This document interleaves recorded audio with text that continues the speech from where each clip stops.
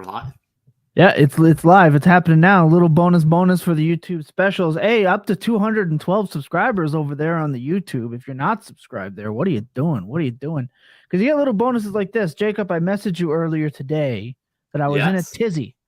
You were in a bit of a tizzy. I was in a bit of a tizzy. Okay, and the last time we were here, we talked a little bit of strategy. So I was like, what would be a good idea?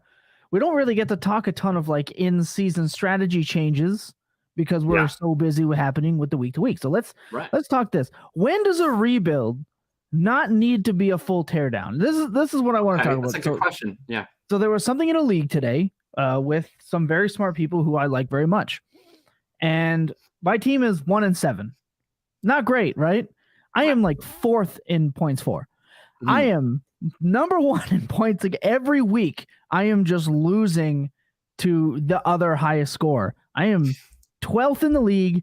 It's not a total points for league. It is last place. I am looking at Bijan or one of these quarterbacks, whatever I want to do. Mm-hmm. All right. Now, here's one of the questions. At what point do you look at someone like Christian McCaffrey, who in all intents and purposes is locked into San Francisco on that team, and go, I need to force a trade that, in my opinion, you don't really need. You've already got a top tier pick locked up. You clearly have a good squad. I'll put it's Christian McCaffrey. It's DeAndre Swift. It is not Etienne. Etienne got traded for, in my opinion, a bucket of used balls. But and that's what I mean. Like, at what point do you just say, I'm going to hold and I'm going to kick this thing back in next year? Like, you have all your picks. You have a high points for. You don't roster like DeAndre Hopkins is probably the oldest player that you're looking at on this team. It's not like you have a bunch of cucks. But at what point do you look at it and go, I don't need to completely tear this down? Because when I asked this question to you, I said, like, you don't have to trade your 26-year-old elite player if you're in, like, this is a very niche scenario. Yeah. In other scenarios, I would say, yeah, fuck it, trade it. But let's say if the trade was, that's not what the trade was, but let's say if it was Javonte 2 seconds for Christian McCaffrey and DJ Moore, you don't have to back yourself into that corner just because it is a, quote, rebuild. So I think that if you are not competitive, I think there's stages to what you have to do. I think you have to make everyone available, first of all. Like, ultimately, once you're at the point where you no longer have a consideration in winning in the current year, nobody can be off the table. Okay. Right. That's the first thing. In terms of then, like, who you have to move, I think if you're able to get market value, anyone who's going to be depreciating, I think you've got to go. Right. So I think Christian McCaffrey, DeAndre Hopkins, to me, if you get market value on those guys, they got to be out the door. I would agree with that. I'm not saying you have to sell them immediately. You have until the trade deadline. You have until whatever. You can try and wait until you get a better offer. You never know what offers are going to come down the road. The best offer today might not be the best offer in 2 weeks. But the first time I'm offered market value on those guys, they're out the door. Mm-hmm. I think that, with other guys, like the younger guys, let's say the Travis Etiennes or the Andre Swifts or the AJ Browns, like those types of guys, I think that those are more interesting scenarios, right? Mm-hmm. I think you have to make them available. Like, I think it's a number one mistake that managers make when they're like, that guy is off the table. I will not consider an offer for him because he's part of my long-term plans. Ultimately, you don't need to have a perfectly set lineup at that point in time where you're rebuilding. The only guys where I think it's perfectly acceptable to say they're fully off the table would be your elite superflex quarterbacks, your elite superflex tight ends, because they just don't come around. Not Kelsey, of course, He's 34. But, like, I think if you're rebuilding and you have Pitts or you have Andrews, and I think if you have Lamar, Kyler, Herbert, Hurts, I'm missing Mahomes, Allen, Watson, those types of guys, I think it's fine to take those guys off the table. I'd be putting guys like Brown, guys like Etienne, guys like Walker, guys like Swift, all of them on the table. But you better come to me with a big offer, right? Right. That's because those guys are still going to be effective next year. Not only effective next year. I think that's one thing people say. People, like, I was talking to a guy in a rebuild who was like, well, I don't need to sell Devontae Adams. He's still going to be good next year. It's true. He's still going to be good next year. He's going to still be worth less, though, because a big part of his value, a big chunk of these prime age guys' value is what they give you this year. Yep. So having that not be part of your team, not being able to take advantage of that on your team, I think you're missing an opportunity. So I would be selling, but I would be asking myself at the end of the day, if you got down to trade deadline is, and what I'm getting now, better value versus what I could get for them in the offseason versus what their value will be in a startup next year, right? If you're getting completely lowballed where it's not, then whatever. But otherwise, I'm okay taking a slight market hit to do that, because at the end of the day, you're just gathering assets and you can reallocate, you can repurchase, you can do whatever. So like my ideal scenario, especially if I do have my own pick, is I roster, no players really, except maybe a quarterback or a tight end. I mean, look at like my team in Tundra that Tom knows about. I basically don't roster any players. Like I have like 423 first, I have 624 first, I have like 325 first. I have like half the second round in each of the 3 years. I think 60% of my roster at this point is from the 2022 rookie class. And that's like the only players that I have. And even still, that's not many. No, it's not many. It's like I have like all the UDFAs. I have Isaiah Likely popping off for 20 this week. In my lineup. Right. So that's the kind of situation. I think you're right in that sense, but I think there's a handful of players that might be on rebuilders. Let's say a DeAndre Swift. In this odd case, like again, this is a very niche case that I'm talking about. It's why I want to personally. We don't go, this is my league and this is what's happening. We don't do that often, but I think it's good to talk about though, because everything is different, right? Yeah. So in this case, I don't think you're gonna I don't think I'm gonna get fair market value because people are looking like you have to do this. So why would I pay? I think there's a select few guys. I think if you look at a couple of guys like Christian McCaffrey, I think you look at a couple of guys like DeAndre Swift or Jonathan Taylor or Breece Hall. I don't think whatever you're getting offered for them today, I think you'll get offered for them next year. I really do, unless they're if you're able to hold off the risk of something drastic happening to them, like injuries will happen, sure. Maybe something to that nature. Maybe they draft like a high profile route. Sure, maybe. But I think for the most part, getting a 1+ a player is definitely in the range of possibilities for Christian McCaffrey next year. It's there for DeAndre Swift. I just think that there's a select few guys that you don't have to yeet for the sake of yeeting, just to get that one piece better, especially if you are one of those people that tend to look at like, oh, it's a late one, which is really hard to predict. I mean, I say this all the time. It's impossible to be like. That's an important thing we haven't talked about on the show. I've been talking about this with people on the Discord and stuff too. Like, I think that's the bulletproof Discord. Yes, that's true. That this is now the part of the year where I'm basically not trading for any 23-1s. And I'm not like against it. If someone comes to me and they're like, I want to trade you by 23-1, I'm not telling them to go away. But basically, the reason for that is at this point in time, people actually kind of know what the 2023 standings look like for the most part in your league, right? Agreed. At this point in time, there's a lot less ambiguity. The teams that have early 23-1s, now there's exceptions to this, right? Sometimes you might have a playoff team that has somebody else's one, and that one's early, and they might want to trade you that early one. So that's a potential exception. That being said, I mean, I tried to do it with you like 2 weeks ago, and you weren't having it with Am's one net. So right, exactly. I tried damn hard. So that's an exception, right? That's a potential exception. But even then, at this point in time, like there's no longer, hey, anything can happen. It's like, no, that dude's 1-8, and I know that pick's going to be 1, 2, or 3. So like you can trade for it, but at that point, there's no longer an ambiguity. It's like you're trading for this, and you're paying up for the fact that it is looking like 1, 2, or 3, or 4, right? That's kind of where we're at.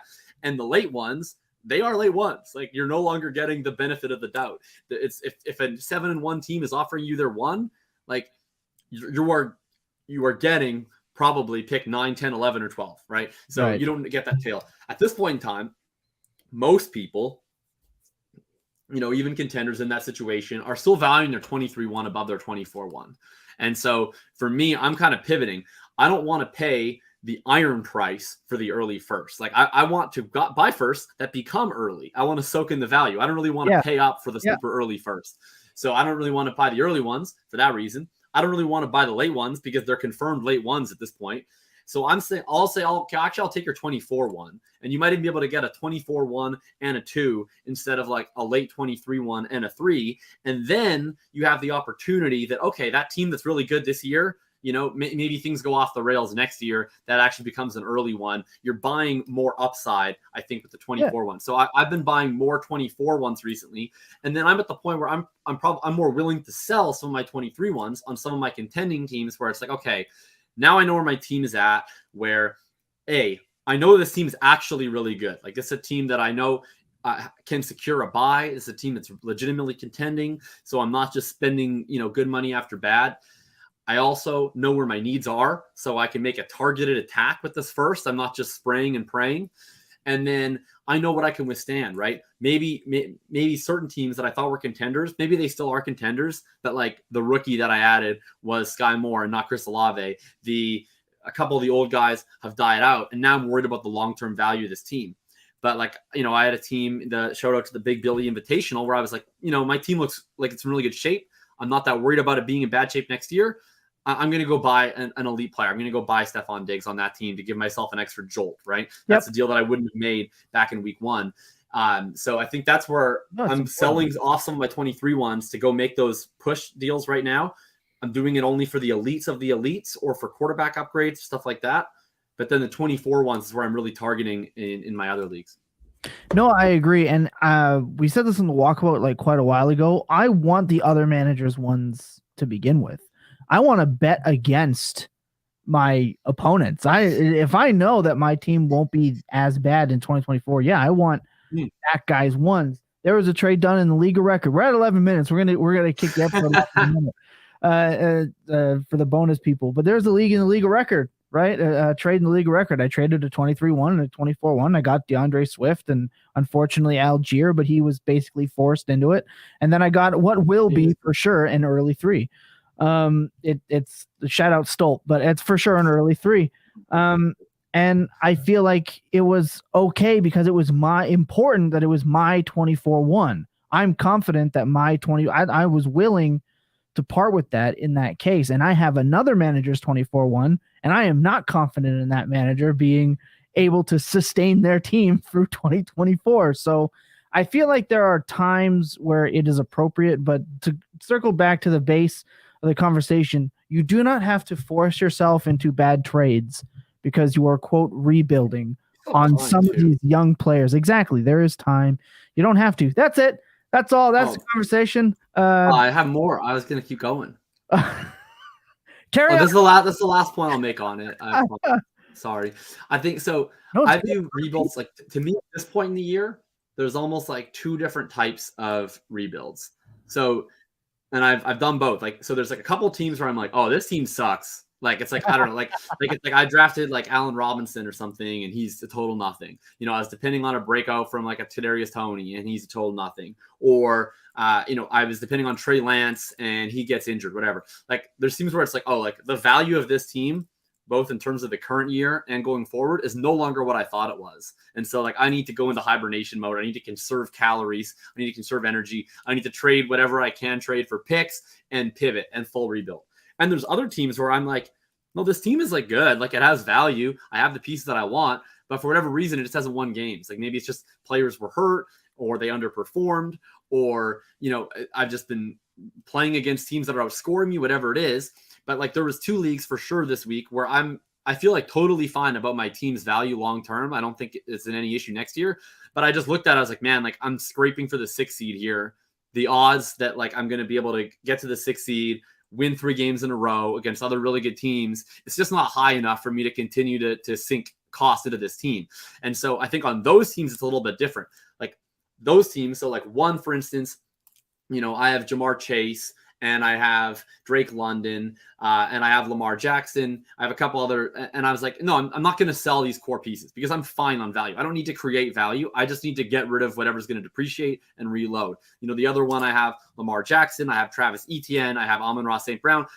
They're available. If someone makes me a Godfather offer for sure, but I don't feel forced because I feel like that team's fine next year. It's just this year isn't the year. So I think there's different types of rebuilds where one is like, you're just sort of deciding this year isn't the year. And another one is more like, I need to create maximum value. And that's where you want to lean into that uncertainty, where I don't want to store value in guys that are worth 2 firsts, even if they're young, because I need to create surplus value. I need to be able to break Swift up into a first and 3 seconds to give myself 4 chances to hit big to go and create surplus value in my team because I don't have enough. So I think that's a difference. It's also hella important to remember, and this is a big case for all of it. It's important to know your league. Knowing your league is also super important. Some leagues are just not getting market value and you have to adjust. That's just how it is. Become a spreadsheet nerd. Mark that kind of stuff down so it's a quick track for you to keep track of. Let's kick the show off here. We're at episode 75. Unreal. Let's go.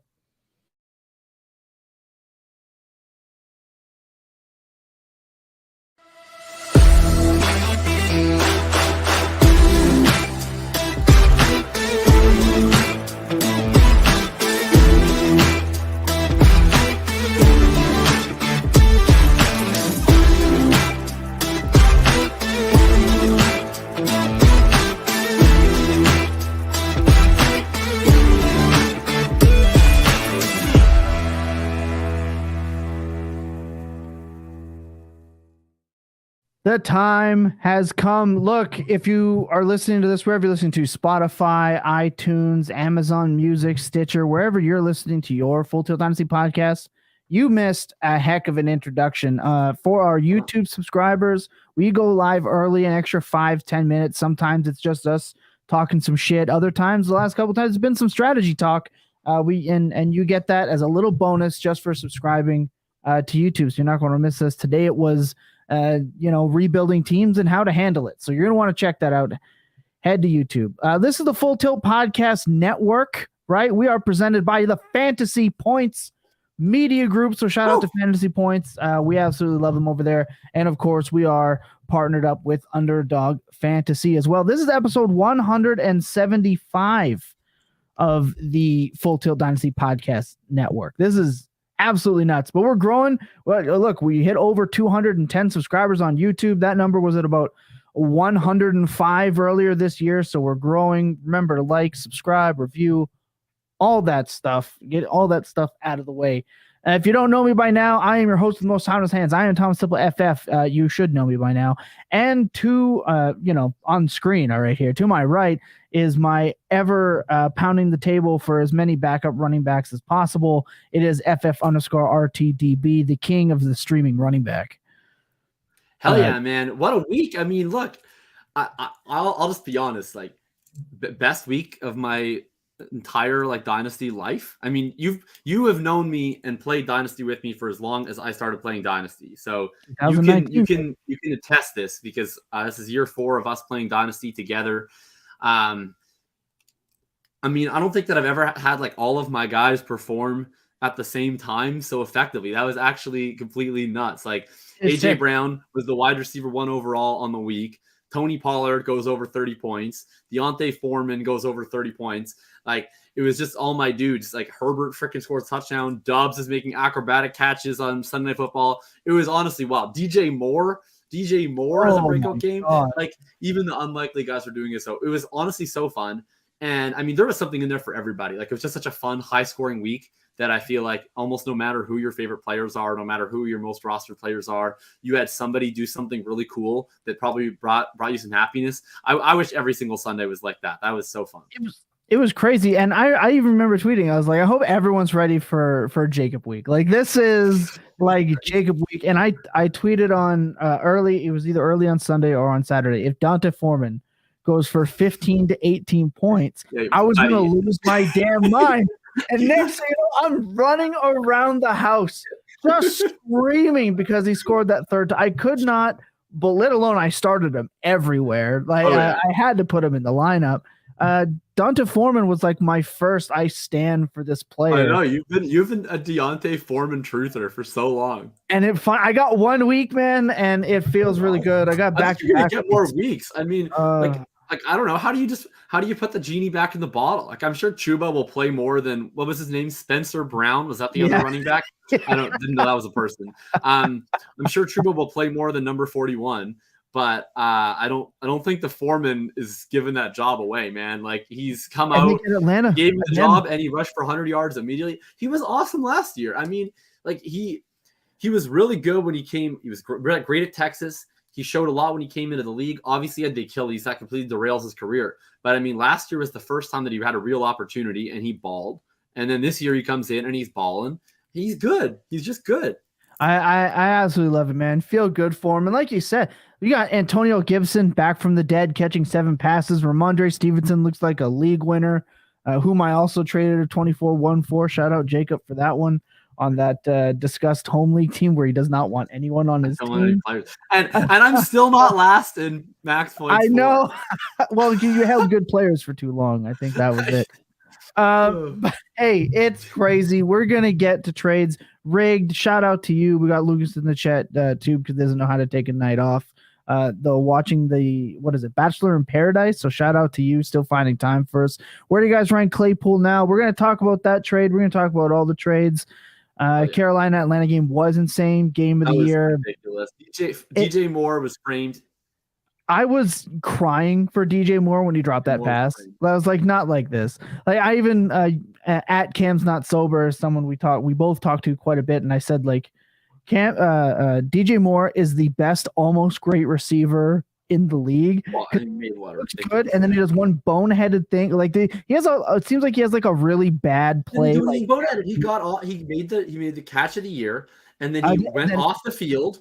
And no, not that. I'm not even talking about that. I'm talking about the huge drop. Like he had that huge drop on third and long. He made up for that. And you're like, oh man, this guy, like he had 14. I think he had 14.7 points. It's like, oh man, this guy is always so close to being so good. And then the throw, the catch, it was unbelievable. That was the longest completion in the next gen stats era from PJ Walker. I mean, what a week. A guy that had only hit 200 yards passing one other time in his career. Been tracking the NFL. That is the longest completion. That I did not know that. That's absolutely sick. Look, longest, and sorry to be clear, like obviously not the longest complete, like the longest air yard completion, like in terms of where it was released and where it was caught. Yeah. You know what? One of my other favorite stats was somebody had posted that this was Jimmy Garoppolo's, like it took how long to complete a pass in the air for 30 yards. It was like 52 games as a 49er, and Christian McCaffrey did it in the first game. Just it was just absolutely wild. It was just Christian McCaffrey gets the football version of the Gordie Howe hat trick. Yeah, that was is a goal and assist and a fight. Bonkers. This is a passing, rushing, and receiving touchdown. The receiving touchdown was by accident. He was like, nah, there's nothing here. I'm just going to run straight. And Garoppolo finally did the right thing and just threw it there. It is absolutely crazy. I've been eating L's on my timeline about. I'm very happy for your sake that you pivoted your bad CMC take into a good CMC I did. Take. No, I pivoted the next day. Like I pivoted the next day. I had done 4 pods. I had done 7 tweets. I had made 3 trades or 4 trades for Christian McCaffrey, but that one tweet I made was the one that got circulated. And I just posted all of my rebuttals to how I changed it and the dates. I mean, it is what it is, man. It's, you say stupid shit sometimes when you're tilting on the internet, but hey, there's lots of news. There's lots of notes. We're going to get to like I said, we're going to get to the trades, but first I want to take a quick break because you've been hearing my voice probably a little too much. We're going to take a quick break. We're going to play a clip from the Full Tilt Devy show. That was last Wednesday, which will be tomorrow once again. And when we come back, we're going to play Not in My League. So sit tight for that. Here's a clip from last week's episode. I think I finally figured out why everyone loves Will Levis. And if you look at the profiles with him and Josh Allen, they're very close to identical. Will Levis actually, might have the edge in the accuracy department. He definitely does. So I think that people actually think that he's going to beat Josh Allen. It worked for Josh Allen. He's this big 6'3", 6'4", 240-pound quarterback. And I think they just think Will Levis fits that archetype of this guy who's big. He's got the rushing upside. But to me, that's such a huge gamble. And I feel sorry for whatever franchise buys that lotto ticket thinking that that's going to happen. In my mind, he doesn't set himself apart from any of these other QBs in the 23 class. He does things all right. I'm going to be watching intently on Saturday when they take on Lucas's Volunteers, because I think that game is going to have extreme draft implications. Oh boy, did I enjoy watching Mr. William Levis on Saturday against Lucas and my Tennessee Volunteers. The number one Tennessee Volunteers. Number one. My favorite Will Levis tweet after that game. I wish that I had it pulled up so I could say the correct stats, but there was some SEC network tweet or something that was like Hendon Hooker or Will Levis have combined for like 40 touchdowns and 6 interceptions or something. But it was like Hooker had 1 and Levis had 5. And then Tennessee fans were like mad and trolling online. And then after the game, they were like Hendon Hooker and Will Levis combined for like 400 passing yards, 3 touchdowns and 3 interceptions tonight. It was like all Hooker. It was like all the yards and touchdowns. And Levis was just phenomenal. That's such a great troll job. And what an awesome game it's going to be this weekend. I don't know why they had to be cowards and not rank Georgia 2 so that we couldn't get the game of the century tag. Instead, it has to be 1 versus 3, which is just ridiculous and a missed opportunity for marketing, but it's going to be very fun. Michigan below Clemson, too. Just absolutely insane. And guess what? That's a little more college football talk than you would normally get. But guess what? With the Full Tilt Devy Show, I have been learning and following along with more college football. You should definitely be tuning into that on Wednesdays and be checking in the recap as well that Andy puts out at the beginning of every week, because college football is a hell of a good time. I'm loving it. Being in one Devy League has completely changed things. Look, we like to play this game called Not in My League, where we basically select a player each week that's under 50% rostered in Yahoo leagues. So I understand. The point is that I get it. You're all too sharp for these players to be on your waiver wire. That's not for you. This is just what's out there right now in Yahoo, and I get it. It wouldn't happen in my league. That's the whole point. We made this game for you. But this is how it's going to go. I am going to... We each picked a player, and there'll be blind bid on each player, and the winner of that player, whichever, we all have to drop one. We roster 3 guys. We'll explain it at the end of the year. We tally a total. It's a great time. So far, I'm getting my ass kicked, but it's great.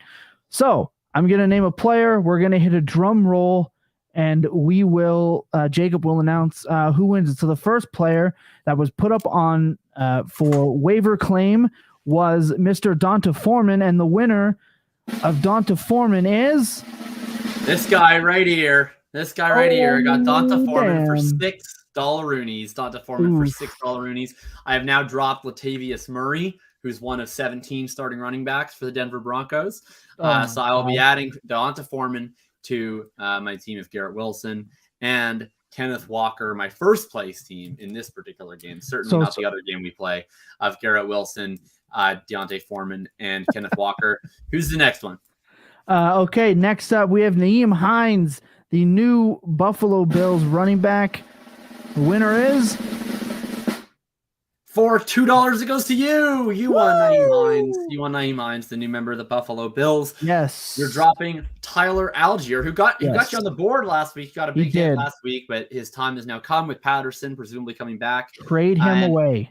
And he will now take a seat on the Gus bus alongside George Pickens. Your team is now Hines, Gus Edwards, and George Pickens. And who's the last waiver option this week? Please go trade Algier for a second round pick while you can right now. The next player in not in my league is a wide receiver who might get a little bit of a bump with TJ Hockenson shipping town. Khalif Raymond, the winner of Mr. Raymond in Detroit is nobody. Nobody bid on Khalif Raymond. Just kidding. You technically did bid on Khalif Raymond, but you stated to me that the nature of your waiver priority was such that you would be taking maximum one player this week. I did not bid on Khalif Raymond. Billy did not bid on Khalif Raymond. So nobody gets Khalif Raymond. For reference, Billy's team stands at Khalil Herbert, who got on the board last week. Justin Fields also hit last week, and Isaiah Pacheco. So as it currently stands, I'm up top, followed by Billy, followed by Tom. But we got a lot of hits last week. We had Garrett Wilson hit in the top 24, Kenneth Walker barely making it into the top 24, Tyler Algier, top 24 running back, and then Billy gets the double with Fields, the top 12 quarterback, and Billy gets Herbert as a top 24 running back. And talk about impressive. Khalil Herbert is a top 24 running back on the year, despite starting one game, which is pretty crazy. He's just been balling, and he's sixth in the NFL in rushing yards as a backup running back. It's insane. It's absolutely nuts that they still feed Montgomery. Raid, we'll get to Latavius Murray when we get to the trades. Look, that'll conclude not my league. We're going to take another quick break. When we come back, we are going to get into the trade deadline. We are going to do our player picks towards the end because it's just the two of us. I'll just quickly read off Billy's picks, even though he's in the league. He's not here, so fuck him. It doesn't matter. He doesn't get a say. So I'll quickly read through his. Jake and I will break ours down. We'll head to that at the end. We want to get to the real meat of the old episode here. So sit tight. Here's another clip, and we'll be right back. You'd be out of your mind if you just said, like, oh, I'm out on Quinn Ewers right now because of that one game. I agree with that. Like, I'm not out by any means, but like he was definitely moving up into that top tier. I never had him in that top tier like people wanted him to be, or at least some people. But he's dropped from that and not already being in the top tier. So like I'm not out. He's fine. Like he's still in that like playable, like draftable kind of player, but I need to see a bounce back here or else it's going to be not great. Now I will say compared to his counterpart that, when he was out, like he is helping the Xavier Worthies, the Jatavian Sanders, like he's actually helping those players more like by hitting them. But man, that was a rough game.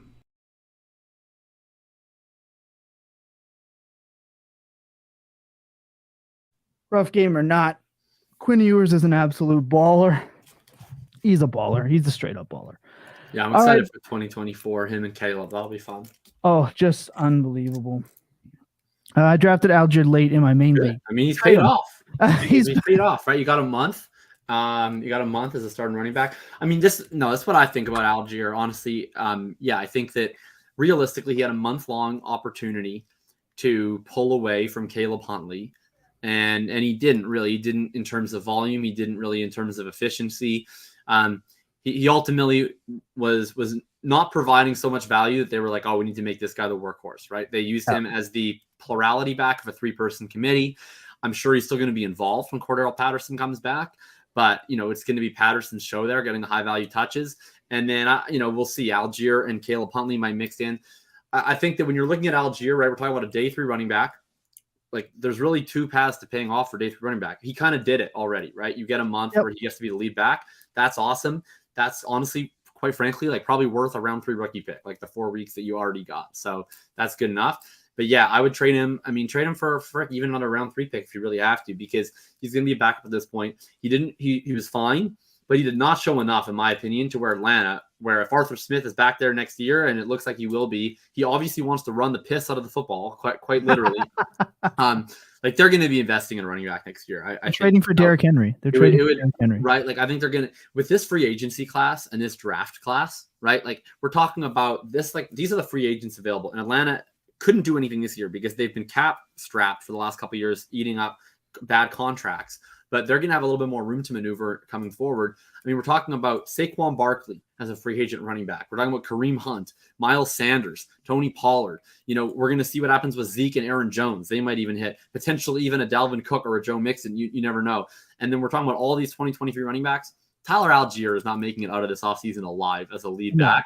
There's just no chance. So, I would be very happy to move Algier. If you can do something like a 23-3 in Algier for a 24-2, that I'd even be pretty down with. Smash.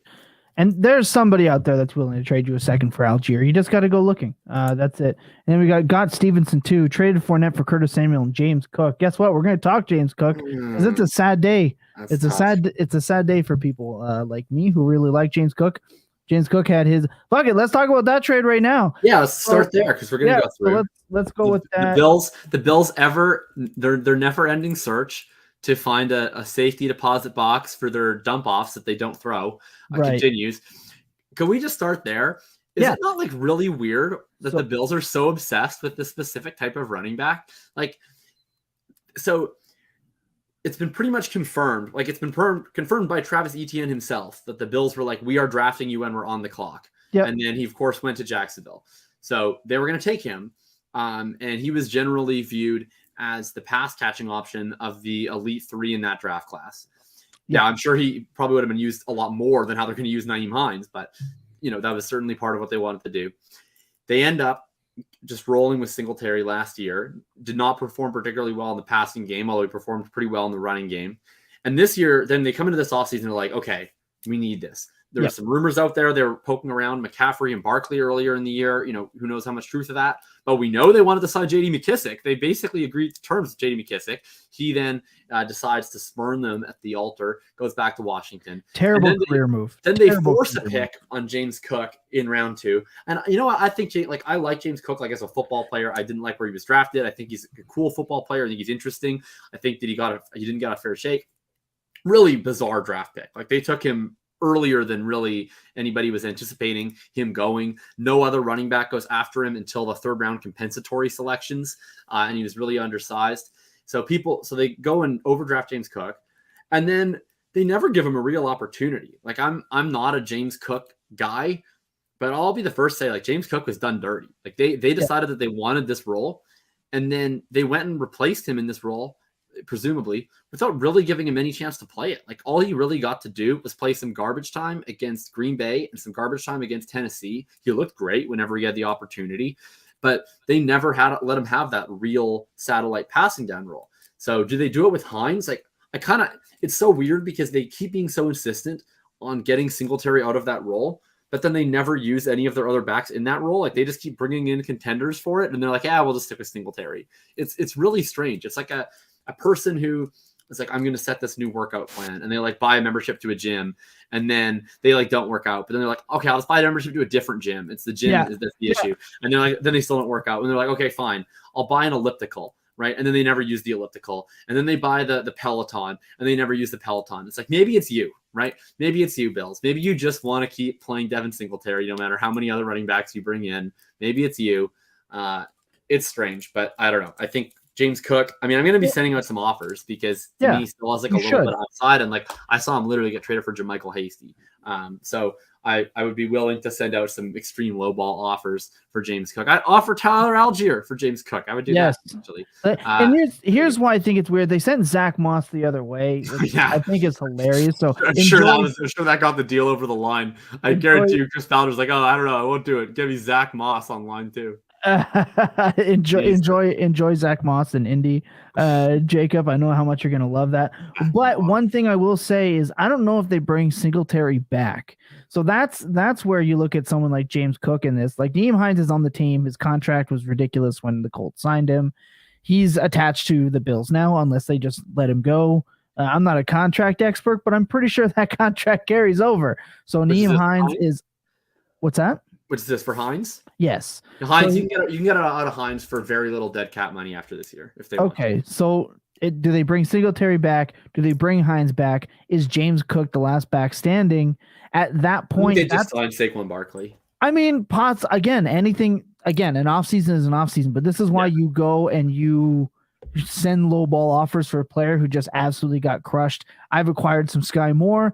I've acquired some Kadarius Toney. Kadarius Toney is a trade we're going to talk about because we didn't get a chance to last week because it happened after our show. Yeah. But it wasn't trade deadline, but I still want to talk about it because apparently he's the next Tyreek Hill, and I'm kind of overhearing that. Deadline adjacent, at least. Yeah, exactly. It's relative anyway. It fits a trade deadline circumference. Yeah. Oh, here you go, Jacob. Why do you think Algier has low value in Atlanta when coach is going to run all day, every day? He's still very good using the flex, correct? Question. I mean, I don't think so. I mean, I don't know. Have you enjoyed starting Caleb Huntley every week? Like, I think you can put him in the flex, I guess. But I mean, he's basically just been a flex play currently, and Patterson hasn't been there. Like Patterson's going to be the one getting the high value touches, right? He's going to be playing most of the goal line roles. So like, do I think Algier will still get 10 to 12 carries every week between the 20s? Probably. Can you flex that? Sure. But is that like providing any value over replacement? Like not a ton. So I'm not saying drop him, but I wouldn't be like excited to put 10 to 12 carries, probably limited pass downs, limited goal line work in my flex. So I don't even know if they'll get that. I mean, maybe they'll split it three ways with Huntley and Patterson. Yeah, here's why I wouldn't, even if you look at just Tyler Algier's season, RB 58, 57, 25, 56, 39, 27, and then RB 13. His best game, and that was saved on a reception, a little dump off that he very slowly rumbled into the end zone for, and it completely saved his week. I think that there are receivers out there that you can play on a whim. You can go play Demarcus Robinson and end up with a better week than Algier right now. And he's a day three back. The story behind day three backs is it's forever told and it's forever true. And we just think he's going to get replaced. If you're using him in the flex right now, it might be time to start acquiring first round picks for some. He's been mid. Like he's at 0.08 rush yards over expectation for attempt. So like basically directly average. Like to me, if I'm looking at a day three back that I want to invest in, especially one that doesn't look locked into like a lead role going forward, I want them to be special, right? Like I want them to at least be like a Dameon Pierce or a Mondre Stevenson, where they're laying claim to a job and elevating their stature, right? He's not even pulling away from Caleb Huntley. So I'm not like I said, I wouldn't. I mean, I don't know if you want to keep him over a third, that's fine. But if you can use him to get into round 2 pick range, I would definitely do so. I don't think he's a asset that's irreplaceable. Algier is a plotter. It's just what he is. Like, I'm sorry. It's just from everything that we've seen, he's a plotter. Again, his yards over expected, everything about him. Everyone looks really fast when there's no one around him to tackle him. It's just the lay of the land. But just real quick for Aneem Hines, are you playing him every week in a flex spot? Let's say probably not. I would agree. I think maybe, I don't know. I think more than likely with how they deploy him, this is worse for him than what was waiting for him in Indy. Trade number weird though, like it'll be a really fun offense. Is if I don't wish any ill will on him, but if Singletary got hurt and they had to play Hines and Cook as their only running backs, like would they ever run? I don't think so. I think they I guess Josh Allen would run. They barely run now. Only 2 quarterbacks lead the team in rushing. Right? The smallest backfield of the entire NFL. Josh Allen. It's just how it is. Next trade I kind of want to talk about, we can hit on it really quick, is the Jacksonville Jaguars acquiring Calvin Ridley. Oh, I love that. Yeah. I want to talk about this one and why. Like, I get it. So I remember when Calvin Ridley was this hot button topic on the Bird app, and in our group here, even on this program, talking about Calvin Ridley's a top 15, top 12 wide receiver, and I went, nah, bro. I don't think he is. And I don't think he's going to come back off a year off, go to Jacksonville with Trevor Lawrence, and all of a sudden just completely blow up once again. Trevor Lawrence might not be good. I think that's something to very much look for. He's inconsistent. He's not. We don't know what he is, but we know he likes to throw to the slot. Calvin Ridley's not coming in and playing the slot on this team, and he's not exactly a deep burner. No, he's not. He's a possession guy. He's not a yards after the catch guy. He's not a dynamic guy. Exactly. So I need an outside receiver. Like they're not keeping up with the Joneses. No, but Zay and Marvin are not getting it done. I think Zay will still be there. I don't think Marvin might, but I think this is going to be a very weird offense for him to be around, and the instant elite status for Calvin Ridley, like I am seeing. They freed Ridley. Ridley's not even free from himself right now. Like, he's not even free from his own suspension. So we can't really know what's going to happen. My question to you is, how much are you acquiring, if at all? Because I know you're injured, old, and suspended. Yeah, exactly. That's like the. He's not even old. People keep saying he's old. He's like 27. He will be. I believe he'll be 28 when he plays. Yeah, he'll be 28 when he plays. He's not like people. The way people talk about him, it's like he's one step from the retirement. Because he came out when he was 370. That's true. So. He's actually still going to be playing on his rookie contract, which is a crazy thing because he came out very old, and then his year doesn't toll because he was suspended for the full year. So he'll be on his rookie contract at age 27. He's like Brandon Weeden or Najee Harris.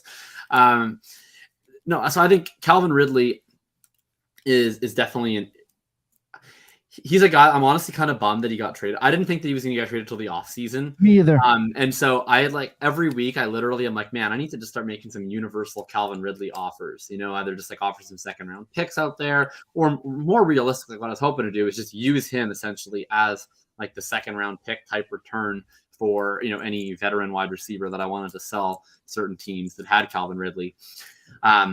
But every week I'm just like, I'll do that next week. I got time. I got the whole off season. No, I don't. So those days are over. I'm probably going to be in a holding pattern with Ridley for now because I don't want to send a 1 for him.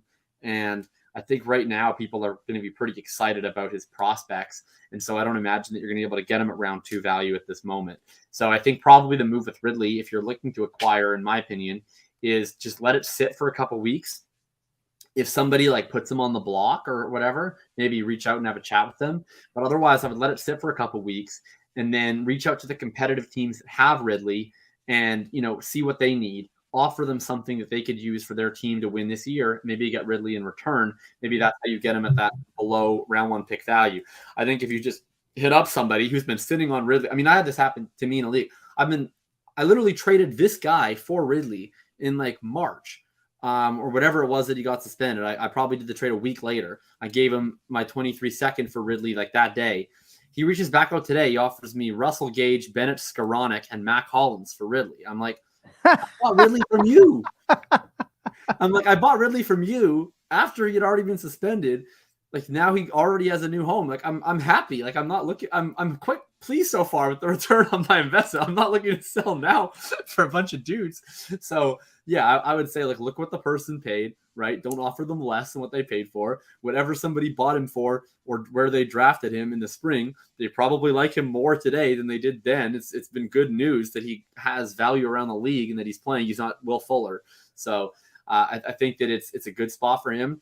He's playing with a potential quarterback that can grow. There's nobody in this wide receiver room that is particularly imposing. I mean, Christian Kirk's always really been a better number 2 supporting wide receiver.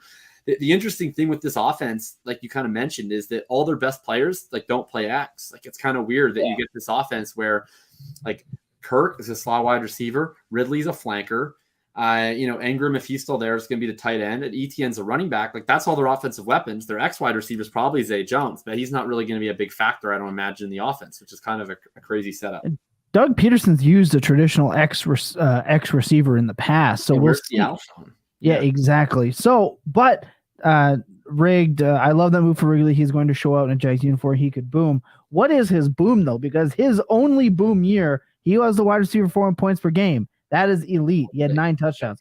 He was wide receiver 26 and 18 in his first 2 years. That's with 93 targets. We expect that probably going to hit well over 100 targets, you'd suspect. It's going to be his first year coming back from suspension on a new team and a new system.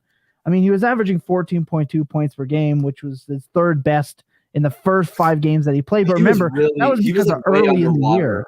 On fantasy points, like under expectations. Because I remember last year, Ridley was like kind of doing the CeeDee Lamb thing where we were like, this guy never earned enough targets. Now he's earning all the targets, but he's not converting it to fantasy points. And like, I mean, maybe it was just because his mind was elsewhere and he wasn't like making those plays at the catch point or something. But he was earning volume last year. So I agree. I'm pretty optimistic about Ridley. On a Matt Ryan pass heavy team. So hopefully Trevor Lawrence can this year with garbage receivers. Correct. So we'll see. I like the move for him because obviously the better situation than playing for Arthur Smith. Like, dear God. And he doesn't have Drake London and Kyle Pitts to compete with. So obviously this is a good for him. I'm going to make trade offers, but I'm hesitant to do he's been released, he's freed, he's a top tier wide receiver immediately. Because again, the talent rolling over from 2023 plus some second year wide receiver, like it's going to be a mix. Receivers already the hardest position to rank at this point. I just think that it's going to get even messier. So I'm definitely, like you said, willing to put out some low ball offers.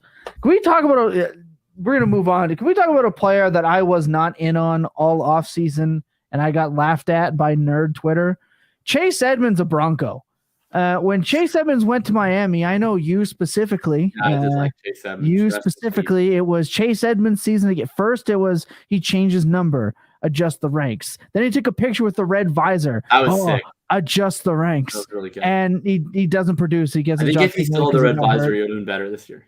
Maybe. Hey, visor changes, helmet changes, who knows? But now then he signs in Miami, and everyone's like, "Oh, Chase Edmonds is the back." And then he gets dusted by Raheem Mostert. Yes. And now he's on the Broncos. And now we get to rotate Melvin Gordon, Latavius Murray, and Chase Edmonds. This will be quick. George Payton came out and said that they're going to be running a co-starter committee of Melvin Gordon and Latavius Murray on early downs, and that Chase Edmonds will be playing passing downs. So basically, they're going to go back to how it was before Boone went on IR. So Edmonds is going to play the Boone role, which is not enough to start, but it's enough to make the others not very startable. Yes, it's going to be annoying and gross. So basically, once it got down to a 2-man the last couple of weeks, it's been kind of nice because Latavius has been mainly the guy getting the carries, but Melvin still gets enough carries, and then he gets all of the passing down work. And it's kind of like the saddest, dustiest Chubb Hunt-esque split imaginable. But now it's just you can't. I don't think you can play any Denver back because at this point, Evans is going to have 2 or 3 targets a game. He's useless, and then you're just saying, okay, which of Melvin or Latavius falls in the end zone this week? Because otherwise, they're going to have 10 carries for 40 yards. Yeah, I think it's disgusting gross. So I just wanted to take this moment to shine this giant W on my Chase Edmonds take. You get the W from the offseason. I'm going to do that. And this is the last thing I'm going to say on Calvin Ridley. You comp him to AB, Antonio Brown. Quite possibly one of the best wide receivers we've ever seen play. Complete nutbag, But I'm not comping Calvin Ridley to Antonio Brown. There's no, it's not possible. No, I'm sorry. I mean, I saw people even making the Michael Thomas comparison. They were like, no. And I mean, Michael Thomas's peak was far higher and far more prolonged than Ridley. I mean, the nice side of this, I guess, is that like there was a very legitimate and still is very legitimate questions about Michael Thomas's physical health, right? Calvin Ridley has not had the injury issues that Michael Thomas has. So that's sure. I like Calvin Ridley, but like to me, he's not a dynamic player. He doesn't create big plays down the field, and he doesn't create big plays after the catch. He's a target earner, but he's to me more of like a, I don't know, somewhere between like a Deontay Johnson and a Keenan Allen type of player than he is, a AB figure. I mean, AB was a dynamic weapon that could create plays all over the field. I think maybe if you want to take a Pittsburgh wide receiver, I guess now Kansas City, a Juju-esque type player, maybe at his best, right? With the production. He's a little better than Juju, but right. But I think right around there, he's not going to be a top 24 wide receiver for me next year. Calvin Ridley, there's no way. I think I'll probably rank him as a low-end wide receiver 2 next year, or maybe a mid wide receiver 2. We'll see what I'll see what the 23 class has in store, but I don't think I can do it at all. Okay, next trade. Who you want to pick up next? Let's keep. Yeah, let's talk about Claypool. Or yeah, sure, Tony. Sure. Okay, we'll end on Claypool because that to me is the big one. Not even Hockenson. We'll do what time is it? 51. We got about 20 minutes left. We have time for Tony. We'll do Hawk because I think that one's hilarious, and then we'll end on Claypool. Okay, let's talk Kadarius, your boy. Well, first off, we want to tip our hat to Sky Moore. You did your best. It was the best of times. It was the worst of times. You couldn't field a punt to save your goddamn life. As a man who returned punts for 7 years in actual competition, it's not an easy job.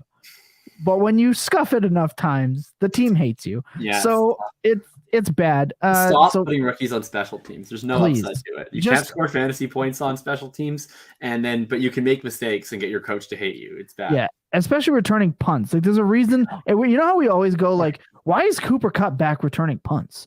Why is Antonio Brown back returning punts? It's because they know what they're doing back there. Having a rookie back there is just absolutely asinine. Returning kicks is different. That's a whole different skill. But stop putting rookie receivers and running backs back there to return punts. It's just stop it. Terrifying thing to do. I can't imagine. Do you remember the Naeem Hines quote where he was like, "When I'm returning punts, like I don't value my life" or something? It was like this insane quote. And I was like, that's how you're taught. That's how we were taught to return punts. Like just expect my specialty my special teams coach once told me, because we had a new special teams coach when I was in the junior team here in Winnipeg, and I was new special teams coach. So I walked up to him, like, what are your tips? Like, got any tips? He goes, expect to die. And I went, thanks, coach. Like that was it. There's no fear. Expect to die every time.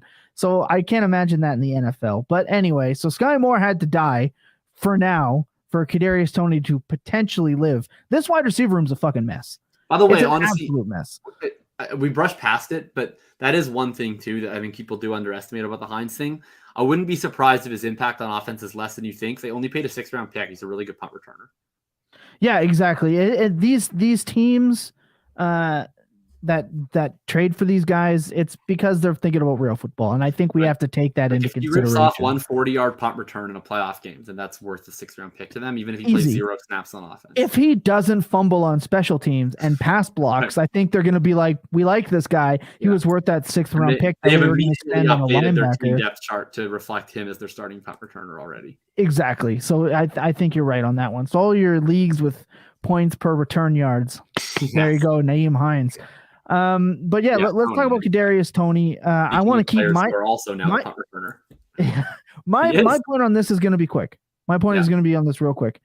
I think that I think you're kind of holding him anyway, no matter what. Maybe you can sell him if you can for like a second. Sure. But that room is gross. MVS, Hardman, Juju, then Toney. Then, of course, you have Kelsey. They throw to Noah Gray. They use their running backs sometimes when they're not mad at them. And then now you have Toney. This is a mess. Like so first of all, I'm just gonna put this out into the ether. I mean, I love Sky Moore, and I'm still not giving up hope for him in dynasty formats. I'm still keeping a candle on. I'll talk about it in a sec. First of all, if this happens this week, you can pull the clip, but I think that he's going to be a healthy and active this Sunday because Kadarius Toney is going to come in as their punt returner. I'm sure he'll play some snaps on offense, probably not a whole lot. It's a very complex. They'll have a package for him or something. Yeah. Obviously, Hardman, MVS, and Juju are obviously the main guys there right now. And then you add in Christian Watson or Sky Moore. Really, it's one of them for the 5th spot. And with Sky Moore no longer being a punt returner, he doesn't have any special teams value. How much are they going to want to rotate him in? Maybe, but I think that it's probably 50-50 on whether or not he dresses this game. And we're going to have, another conversation about that on Twitter. So what I would say basically is if you've made up your mind on Sky Moore that you're out on Sky Moore, I would probably sell low then in the next 4 days, because I think there's a very real chance that he's healthy scratched on Sunday. If you want to hold long on Sky Moore, I'm holding most of my shares. I don't, anticipate being offered any early seconds or anything like that. Then hold long. But I don't think it's a situation where you can expect to sell for more in like a couple of weeks than you will now. Like you are holding into the off season, I think, at this point, if you're holding Sky Moore. I've tried to package him with like another 2nd round pick just to get another player, and it's worked a couple of times. I'm holding on to 2 shares. One I tried to trade to you, but I just missed being able to do it by a day, by an actual day. I tried. So mad. I'm so mad I went to bed early that day because I think we would have got it done if I didn't. But damn. But with Toney, I think the expectation, and you see it on every time there's a receiver thing in Kansas City, the next Tyreek Hill. Tyreek Hill is proving there's one of him. He is one of one, and he is him. Like Tyreek Hill was my favorite. You on this show? That's too high. Oh, it's too high for Tyreek Hill. Was it? I was happy I didn't fade. There's not going to be another one. That guy's running curl routes 50 yards down the field because he's dusting corners by 15 yards, getting underthrown by 20, and coming back to the ball to moss it, dude. It's insane. He's the drag route king as well. Like I think like he's the absolute drag route. There's not going to be another one. He's untackleable. So we can't say. And Kadarius Toney was really good in that stretch for New York last year. Kadarius Toney can do like one thing that Tyreek Hill also does, which is that both of them have the same ability where like when they catch a 5-yard pass, it like looks like they're going to get tackled immediately. And then insanely, they like make like 5 other dudes miss. And then they get a first down out of nowhere. Like Kadarius Toney definitely has that skill set. Like he is one of the best short area quickness agility players ever. I mean, absolutely. Like, and look, you can say small sample, whatever. I don't care. I needed a sample of like 1. Like you watch that game against the Saints and you just watch like what he's doing. Like people don't move that way. Like it's absolutely absurd. He's going to be probably a really incredible punt returner for them, assuming that he can catch the ball. But once he has the ball, he's probably going to do a lot of cool shit. I think they'll have a package for him immediately. Right. I mean, Eddie Reed's very creative. He already uses Hardman in a lot of this stuff really effectively. And Kadarius Toney's a more dynamic player than Hardman.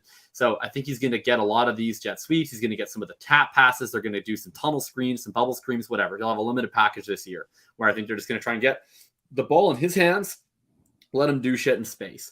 That's going to have real football value for them. Again, these are teams competing for Super Bowl.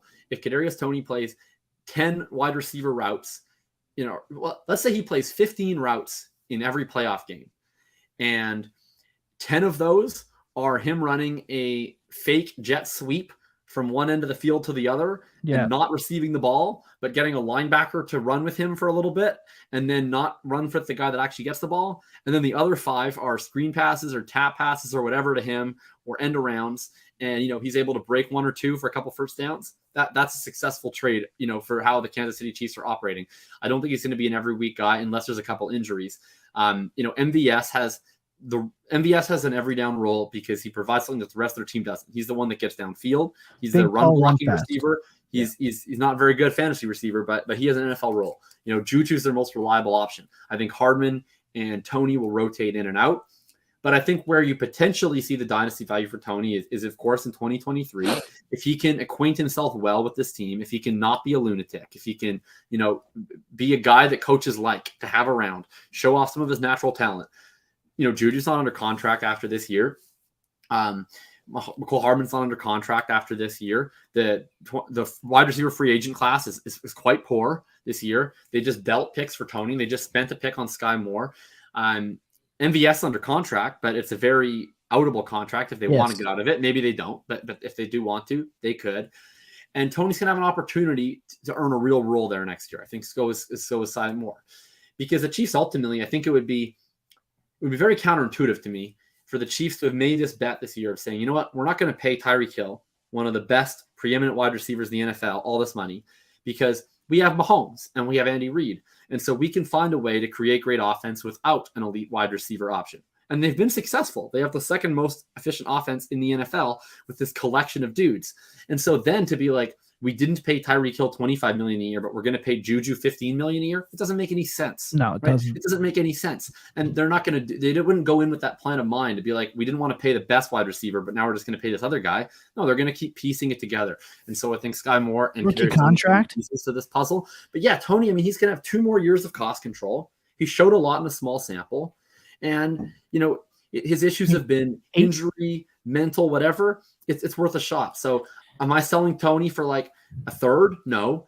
I'd like to cash some shares out for seconds because I don't think that opportunities to sell a player who hasn't done much in 2 years for a second come around all that often, quite frankly. So that's what you were drafting him for anyway. Like it's so often a player comes back to their linear value. Exactly, which is pretty crazy. Yeah. So I'd get out for some 2s, but I think there's legitimate upside. I mean, I thought there was a lot of legitimate upside coming into the year, and it's not like he's done anything this year where it's like, oh, he's bad. Like, he obviously didn't get along well with the coaching staff. That's evident. They traded him, and then he got hurt, and is he always going to not get along with people and get hurt? That seems like it's pretty possible. But in terms of what he's shown on the field, like, he's never played and not been effective. So it's going to be fun. No, I agree. The one difference between Kadarius Toney and Tyreek Hill for me is they can both do that, like, catch, make a bunch of people miss. Just Kadarius Toney's like hamstrings don't stay together after he does it, where Tyreek's does. So maybe, and who knows, maybe the injuries things was like I'm on the Giants and I don't want to be thing. We don't know. We have no idea. So we'll see. It tends to be a new contract and a trade for an unhappy player cures a lot of injuries. Right, his hamstrings seem to be better. Yeah, I'm looking forward to it. I like the player, and I'm happy to see him move on. Real quick, we can do Hockenson. I don't think this one is like it's a big deal in real football. I'm happy that we can finally put the super small, like the size of a slot receiver with the athleticism of a fullback to bed in Irv Smith. Like that's finally done. It's done. It's over. Yeah. It's so done. And I'm happy. I cashed out almost every share I have. I had 2 shares left last week. I sold 1 more for a 24th third. Money. And I think I have 1 left that I assume I'll now take this last one to the grave, I suppose. But that or I'll drop him for James Mitchell.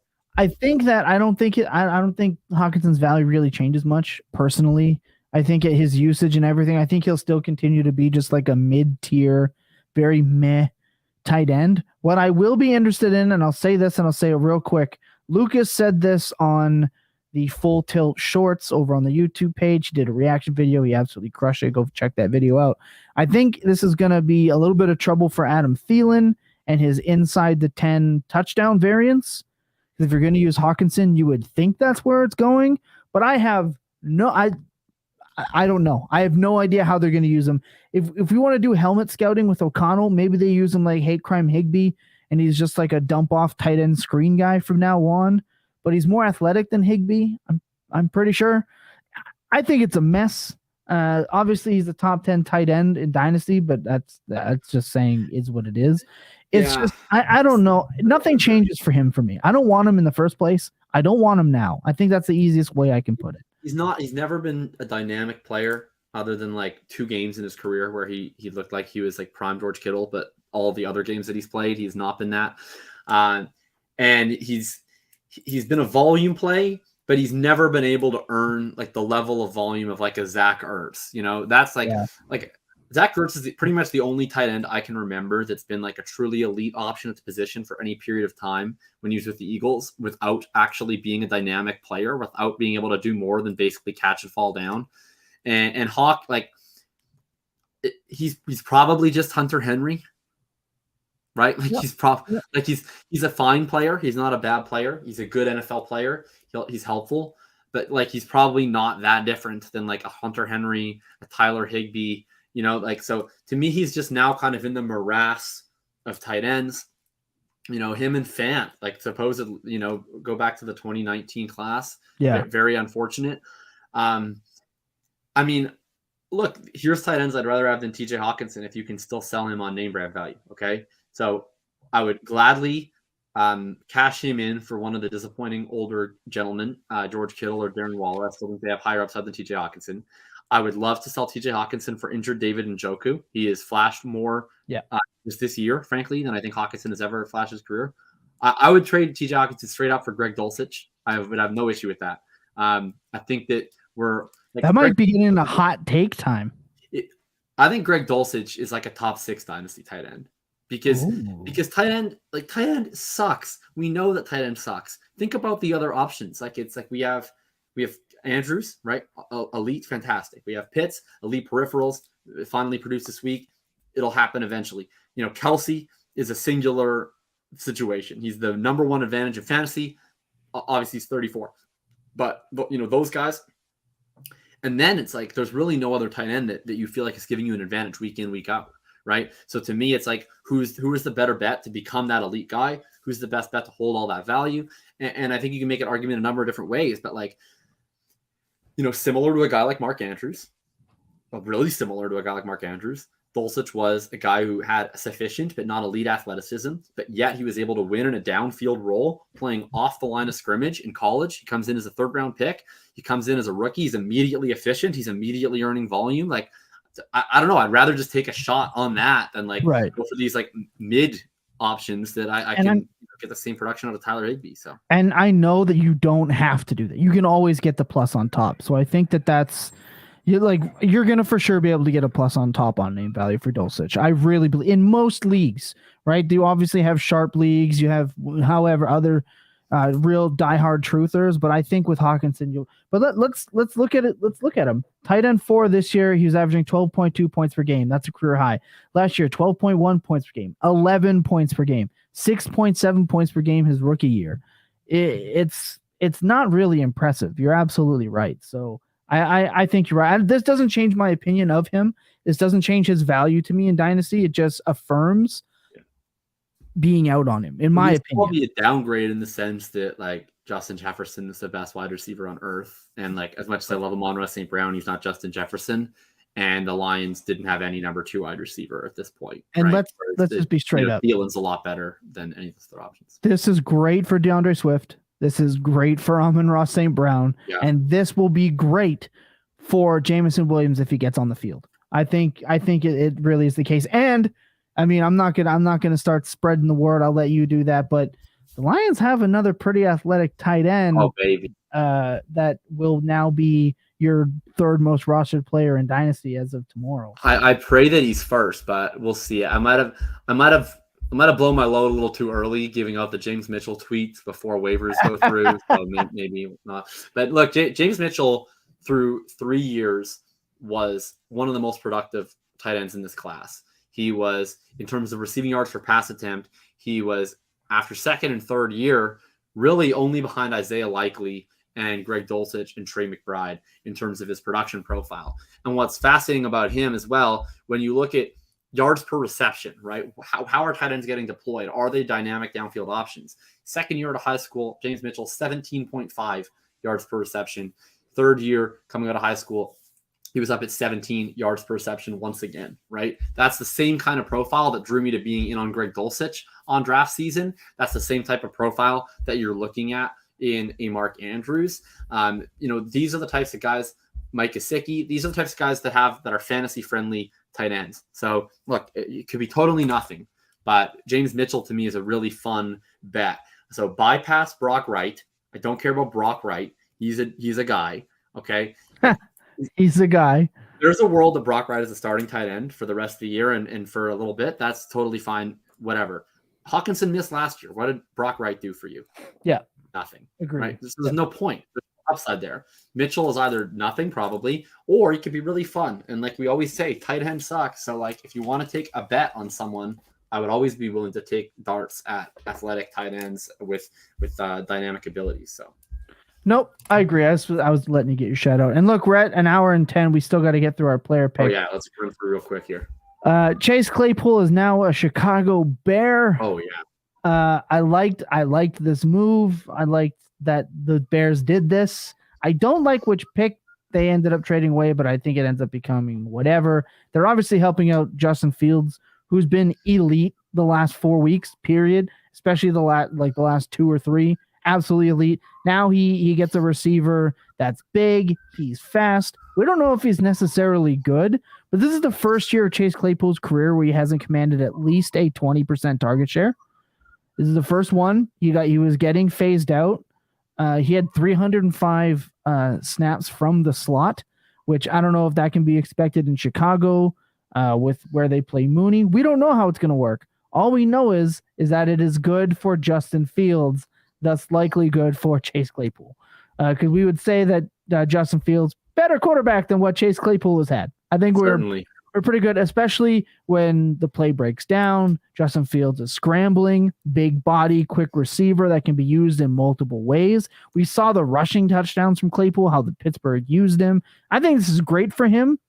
And I think he is a buy. I don't know what kind of bump you're going to be forced to pay to acquire him at this point. Or, as NBA Rigged had asked us, where we would rank him. I'm not totally sure yet. The dust hasn't settled enough for me to really sit there and be like, oh, he's my wide receiver blah, blah, blah, blah, on the year. I have no freaking idea. But as Lucas said, I like it better for Fields than for Claypool, maybe. Let's run through some thoughts of yours before I have to do one ad read and we do player picks. I mean, Claypool's pretty mid. So, I don't think he's a needle mover. I think, he was a guy where it's if his value ever dropped to being worth a round 3 pick, I think that's good because I think he's a good NFL player. And anytime you can get a young, good NFL player for that, I would have been down. I don't think that he's very likely to be a difference maker in fantasy. I just think he's too limited of a player to be that. It's unlikely. But, could he be a wide receiver 2? Maybe. Could he be a wide receiver 3? Perhaps. Wide receiver 4? Most likely. I think that he's a fine player. To me, I'm more excited about it from a Fields perspective, similar to Lucas. People were panning this trade. I like this trade for the Bears. I understand that the higher ceiling move would be you draft a better wide receiver in round 2 next year than Claypool, and then you get cost control for 4 years. I understand that.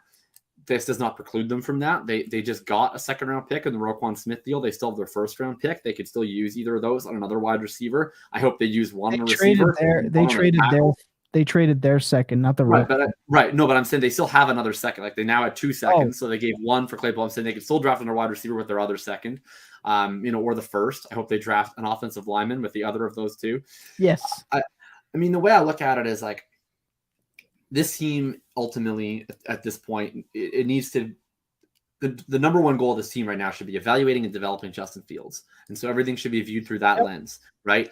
And to me, it's a little bit more important to secure that you're getting a real, actual NFL player in Claypool than taking the shot of maybe that higher ceiling option, the rookie pick, because I think you want to let Fields have an opportunity to play with real NFL players that aren't Equanimous St. Brown and N'Keal Harry. It's absurd.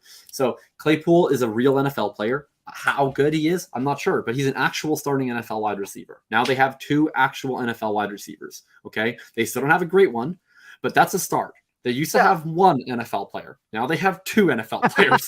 That's improvement. Yeah. So it definitely, when you're Justin Fields and you're looking out there and you see, okay, I got Darnold. That's pretty good. And you look and you think you're going to see N'Keal Harry and you're like, fuck. Or then you look and you're look over, is that Equanimous Saint shit? You're happy that it's not them. You look, you're like, oh, it's Chase Claypool. It's really good. I'm happy with that. Yeah. Velas fucking Jones. Jesus Christ. And I think who was it? JJ Zacharyson, friend of the show, former guest. Check that episode out. It was really good. I believe he said I couldn't resist tweeting that Chase Claypool will be 1 year younger than Velas Jones. So there's that. I mean, the Bears kind of saved themselves from drafting another shitty wide receiver next year. Maybe who knows? It could work out that way. We don't know, but I think you're right. This isn't really a needle mover for Claypool. Not for me. Not for you. Shouldn't be for most people. I think you should be happy that you can potentially move off of him if he's on your roster. I think I'd be more willing to hedge my bet that way than not if someone's willing to bite the bullet. But this is good for Justin Fields. And I think at the end of the day, that's what's important in this, is that it being good for Justin Fields. I think that's it for the trades. Anything else you want to add in before we get our player picks in? No, I'm good. Let's do the picks. All right, let's do it. First, before we do the picks this year, if you can't tell, right now, Jacob is he's growing his mustachio in. Shout out to you for that. I cheated because, look, I understand you're not supposed to, but I already had to fight a fight with the wife to even allow the mustache. So it wasn't getting shaved off to grow in. So this is what you're getting. But anyway, it's in here. It's the effort. That's what matters. But this year, you can actually donate with Full Tilt over at Movember. You can head to Movember and you can search up Full Tilt Pod Network on the site and donate there. I'll also put the QR code. That'll also be up as well on the Bird app in the main tweet. It's also my pinned tweet at Thomas Tibble FF will be the same thing at Dynasty Tilt. But look, it's important. Movember is the leading charity changing the face of men's health. We want you to help join us together so we can make a difference in men's health. I think it's very important. This is not just for cancer. This is for mental illness, everything else. It's just a phenomenal cause. And this year, we as a group wanted to really try and do our part, whether it was with Brighter Skies and other charities that we've partaken in. Now we get the chance to do it with Movember, with you, with us. So again, donate. Every bit helps. It truly is amazing, and it goes to the right place. It's not a third party. It's coming straight from you to the site. You're not PayPaling us. There's no worry about it. Goes straight to them, and at the end of the day, that's what it's about. So phenomenal. Very happy to be doing that this year. I'm going to leave that up right there. Look, our player picks. We do this every week. We're going to get through this fairly quickly. So you, Jacob, I know you have a 4.5 hour long podcast that you have. And then I got to write an assignment. So we got a triple header here. We got to do this pod. We got to do another one. We got to write. Yeah, Sweat and Bullets is a routine 2.5 hour must listen. At 1 point, I suggest 1.25. Me personally. But like every week, we pick a quarterback outside of the top 15, a running back outside of the top 16, a wide receiver out of the top 24. And because it's an absolute hellscape, a tight end outside of the top 10, we tally the total points and pit it against each other. Last year, Billy absolutely dog walked us, so we changed the rules a little bit. And now he is back in the lead again, because why the fuck wouldn't he be? Coming up in third is 279.16 with Jacob. He had a very rough 2-week stretch. Put him behind. I am in second at 402.98, and Billy is leading the way at 416.52. Billy is not here. I will read his picks because he was ever so kind enough to put them in for me. I just realized I didn't put mine in yet. My bad. I'll read Billy's and mine, and you can come up with yours in a hurry. So Billy is taking Taylor Heineke, fresh off of helping the Colts get a higher draft position. He's taken Khalil Herbert, which just warms my heart. He's taken Josh Palmer. Shout out to Canada. The Canadian day 2 wide receiver who did not get traded. And then he's taking a staple of the program, Evan Ingram. Can people just stop disrespecting Evan Ingram? Tom, Reed, you're just put in the same quarterback that I already picked. Oh, my bad. Can people just stop disrespecting Evan Ingram and just rank him as a top 10 tight end? He's been up in double-digit points like 3 or 4 weeks in a row now. All right, my picks. So that's Billy's is Heineke, Khalil Herbert, Josh Palmer, Evan Ingram. My picks, despite Tom just attempting to steal him a second ago, is Derek Carr, fresh off of his worst game of the year. Carr has been a solid QB2 option for the rest of this season. He gets a matchup that even Russell Wilson performed well in this week against the Jacksonville Jaguars. That could be a sneaky fun game with 2 quarterbacks coming off a down performance. I might be a little bit into that one in a DFS situation as well. I'm taking Antonio Gibson as my running back. All they needed to do was make Brian Robinson their starter, give him all of the boring touches that they used to give Antonio Gibson, and then all of a sudden they figured out how to use Antonio Gibson. He's been more involved in the receiving game. He's been running more routes than J.D. McKissick. And so despite losing his job, he's gotten a much better job. It's a more volatile option, but I will take Gibson. I love how they're using him in the receiving game, especially in and around the red zone. I will take Devonta Smith as my wide receiver in a matchup against Houston. I'm expecting Stingley to be the primary cover on A.J. Brown in this contest. And it seems like the Eagles know that depending on what they want to do in any given week, they can just have any of these 3 guys have a massive week. Like, it feels like they're just toying with teams. It's like last week they were like, let's just give A.J. Brown the big week. And this week they're like, all right, let's get Smith involved. So it honestly feels like whatever they choose to do, they will accomplish. Like, I just want someone to keep up with them. Like, that's all we need. Yeah, it won't be Houston this week. That's for sure. No, I love that Taysom Hill is just forever inside the top 10 now. Like, I know. Someone posted that he's outscored Jonathan Taylor on the year, and that just feels so unbelievably disgusting. That is sad. And you know what they say the definition of insanity is? It's doing the same thing and expecting different results. So I'm mostly so far behind because I keep taking these injured players who then don't play or get hurt. But I will do it again. Darren Waller, I thought he was going to play last week. It seemed like he was going to play. He got practiced all 3 days, but they said that they were going to give him one more week. I'll be honest. I have a lot of Waller in Dynasty. I was so happy that they gave him the extra week off because I felt like the odds of him re-aggravating his hamstring injury for seemingly a 4th time this year were very high if they rushed him back. I'm so happy that they gave him the extra week off. He would have done nothing because the entire offense did nothing last week anyway. He comes back in a nice, attractive matchup that Greg Dulcich just lit up. Hopefully, I think Waller has a nice week this week. To answer your question, that's an interesting one. I'm not a super big fan of either of those players, but I would probably take Courtland Sutton. Same. I agree with that for sure. Don't love either. Don't love either. And yeah, those are good picks. And look, my super quick picks. Look, it's a lot to get this show put together sometimes, and I meant to do this, and then I completely forgot. So I'm going to rush through these. I'm taking Andy Dalton as my quarterback.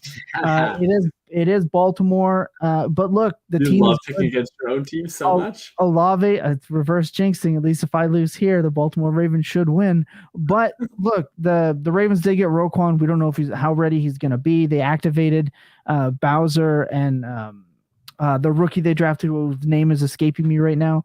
But Andy Dalton has Olave, potentially Michael Thomas, Taysom Hill, and Alvin Kamara, so he could accidentally have a decent enough week for me not to absolutely regret this. And again, if the Ravens pick him off 4 times, I'm still happy, so whatever. I'm taking Devin Singletary, even though they traded for Nyheim Hines. Singletary still has a really good matchup. The Bills aren't a team that like to take the pedal off the gas, so hopefully he comes through. I'm taking Juju here. He's the first player outside of our zone. I'm going to take him. He could have a big game. I'm hoping he has a big game. Just needs a touchdown. That's all I need. And I'm actually going to take Isaiah Likely. Here's why. They have no fucking receivers in Baltimore outside of Duvernay, so there's no way Isaiah Likely is getting shut out. And the way this offense runs, he may end up scoring in the end zone. Worst case scenario, I'm like 50 points behind Billy. So it's make upable. This is what you get when you wait too long to put your picks in. You get the shittiest matchups. Tom, shout out to your Baltimore getting Roquan. I don't know. I would like to have not have traded a 2nd round pick for an off-ball linebacker, especially one that struggled for 2 years, but hopefully he's good. He helps solidify them.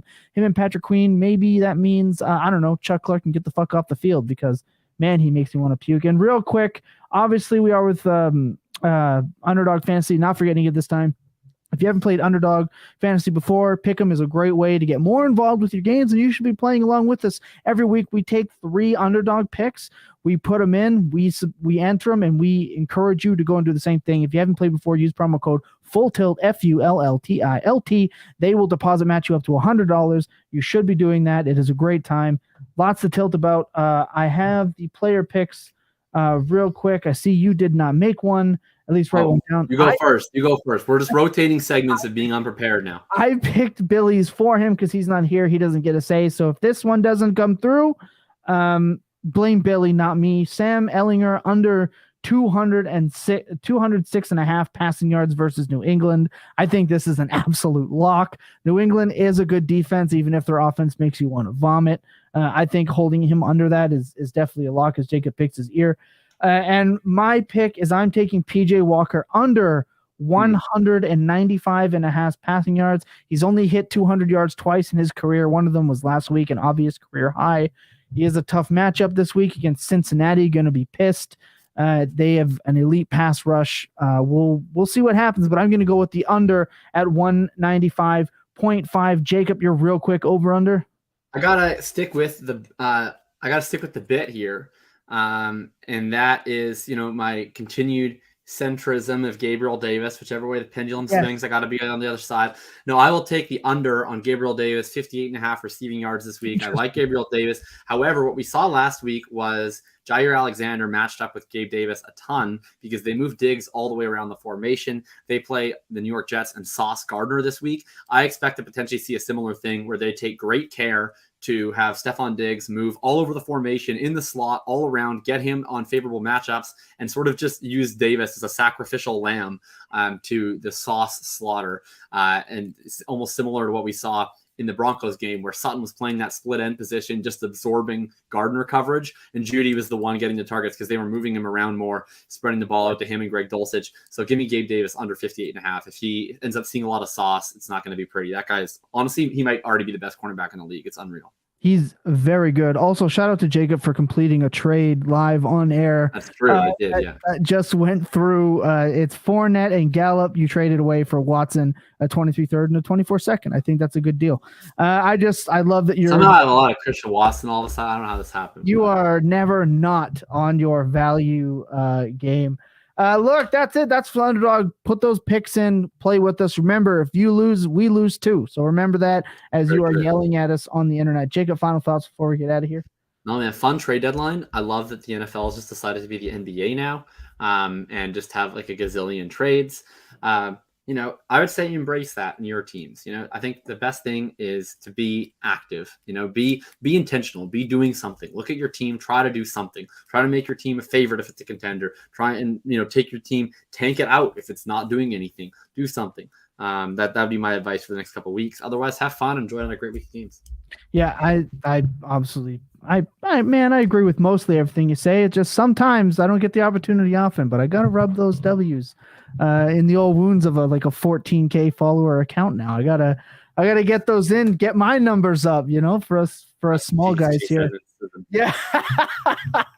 Hey, look, and my final thoughts are generally always the same. And it's check in on your loved ones, especially. Again, it's November. It's important. Men's health. Talk about it. There is a stigma forever that men can't talk to one another, can't talk to other people. And it is a massive problem. This month is a very good month to reiterate that you can, you should, and it will help. I think that's important. And again, with November, we can't wait to keep this train going. And you're going to get sick of me talking about it, but I'm not going to be sick of talking about it. And that's something for sure. I always say on the show, check in on your loved ones, even if you're not sure if they need it, man. I mean,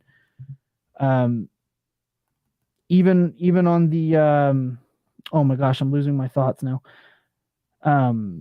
Takeoff, right? Rest in peace to Takeoff, right? Amigos. Yeah. It's unbelievable. Anything can happen and we don't know. So check in on your loved ones all the time, and shout out to everyone going through that. It's absolutely brutal that this stuff keeps happening, but football is fun. Football is a great time. We have another great week. Let's hope for a lot more points. Remember that the Devi Show is out tomorrow. The Walkabout is on Friday. And you can find me Sunday with Chase doing the start and sit over there at Fantasy Intervention. Remember that clear eyes and full hearts can never lose in your best days. Well, goddamn, they're always Ben Tilton. Good night. See you later, Jacob.